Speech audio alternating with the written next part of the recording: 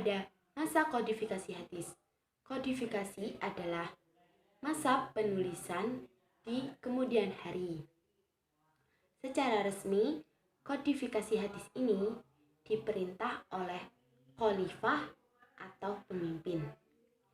Jika penulisan tidak atas perintah khalifah, maka bukan disebut kodifikasi hadis. Masa kodifikasi hadis ini sudah ada sejak zaman Nabi pada penulisan hadis. Di masa penulisan kodifikasi hadis ini, Nabi melarang untuk menulis hadis, ditakutkan tercampurnya dengan Al-Quran. Dan jika suatu saat Nabi sudah wafat, kita mau tanya kemana untuk solusi tersebut, karena sumbernya sudah wafat. Tapi Nabi memberikan kesempatan kepada masyarakat dahulu yang mempunyai kemampuan tulis-menulis untuk menulis hadis. Dan yang tidak memiliki bakat tulis-menulis itu, Nabi melarangnya. Yang tidak memiliki bakat tulis-menulis itu cukup menghafal hadis tersebut gitu.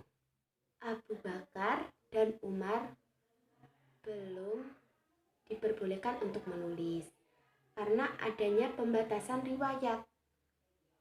Pada masa kodifikasi hadis, boleh menyebarkan hadis, namun dengan satu syarat, harus dengan saksi. Dan pada masa itu lebih difokuskan terhadap pembukuan Al-Quran. Jadi, jika ingin menyampaikan hadis, harus didatangkan dengan saksi. Jika tidak mendatangkan saksi, maka akan ditolak. Materi selanjutnya ada ilmu mustahal hadis. Ilmu mustahal hadis ini terbagi menjadi 7 golongan. Yang pertama, ilmu rijal hadis. Ilmu rijal hadis ini membahas tentang semua perawi, baik dalam kalangan sahabat, tabi'in, maupun generasi-generasi sesudahnya. Dan ilmu al-jarh wa al-ta'dil itu ada 2. Al-jarh itu artinya cacat atau luka, yang menjelaskan tentang sifat-sifat tercela perawi. Dan al-ta'dil itu artinya adil, mengadilkan, yang melihat atau menilai sifat bersih perawi. Dan sifat ketiga ada ilmu fan al-mubamat, itu dijelaskan nama-nama perawi yang tidak ada di dalam sanad dan matan. Ilmu i'lal al-hadis itu menjelaskan tentang sebab-sebab tersembunyinya yang dapat mencatat nilai kesohihan hadis. Yang kelima ada ilmu gharib al-hadis. Ilmu ini yang membahas tentang makna kalimat dalam hadis yang sukar untuk dipahami. Dan yang keenam ada ilmu nasikh wa al-mansukh. Artinya, ilmu yang membahas tentang hadis-hadis yang saling bertentangan. Yang terakhir ada ilmu asbab al-wurud. Ilmu yang membahas tentang sebab-sebab Nabi menuturkan sabdanya, dan di masa itu adalah masa-masa diaturkannya sabda-sabdanya. Materi selanjutnya, hadis tergolong menjadi 2, yaitu kuantitas dan kualitas. Kualitas sendiri terdiri menjadi 2, yaitu makhul dan mardud. Makhul terdiri atas 2, yaitu hadis mutawatir. Hadis mutawatir adalah hadis yang riwayatnya banyak, dan hadis ahad adalah perawinya sedikit, tapi sudah dibagi mana yang hasan, sahih, dan dhaif.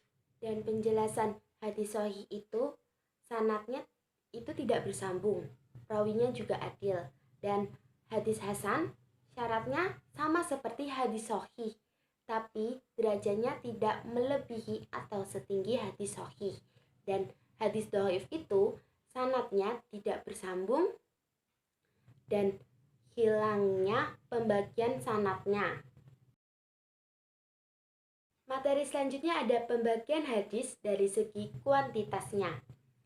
Terbagi menjadi 3, yaitu hadis mutawatir, hadis ahad, dan hadis masyhur. Hadis mutawatir adalah hadis yang diriwayatkan oleh banyak orang dan orang tersebut bersepakat untuk tidak berbohong.